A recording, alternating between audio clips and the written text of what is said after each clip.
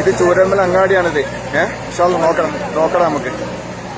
ചൂരമ്മൽ അങ്ങാടിയിലെ അവസ്ഥയാണ് ഇപ്പോൾ. Road JCB വെച്ചിട്ട് മണ്ണ് മാറ്റിക്കൊണ്ടിരിക്കുകയാണ്. ഒരുപാട് ആൾക്കാർ പല സ്ഥലങ്ങളിലായിട്ട് കുടുങ്ങി നിൽക്കുന്നവരുണ്ട്. അതിനു വേണ്ടിയുള്ള ശ്രമം നടത്തിക്കൊണ്ടിരിക്കുന്നത് രക്ഷപ്പെടുത്താനുള്ള. ചൂരമ്മൽ അങ്ങാടിയിലാണ് ഇപ്പോൾ ഈ കാണുന്നത്. നമസ്കാരം. അതീവ ദുഃഖകരമായിട്ടുള്ളൊരു വാർത്തയാണ് നിമിഷം പുറത്തു വരുന്നത്. വയനാട് മുണ്ടക്കയിൽ ഉരുൾപൊട്ടലിൽ ഇപ്പോൾ ഏകദേശം 3 മരണം റിപ്പോർട്ട് ചെയ്തിരിക്കുന്നു. പുലർച്ചെ 1 മണിക്കും 4 മണിക്കും ഇടയിലാണ് 2 തവണ ഉരുൾപൊട്ടി എന്നുള്ള വാർത്ത പുറത്തു വരുന്നത്. 2019 ഉരുൾപൊട്ടിയ പുത്തുമലയ്ക്ക് സമീപത്താണ് ചൂരൽമലയുള്ളത്.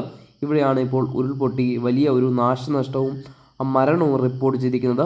പാലങ്ങൾ തകർന്ന പ്രദേശം ഒറ്റപ്പെട്ടിരിക്കുന്ന അവസ്ഥയാണുള്ളത്.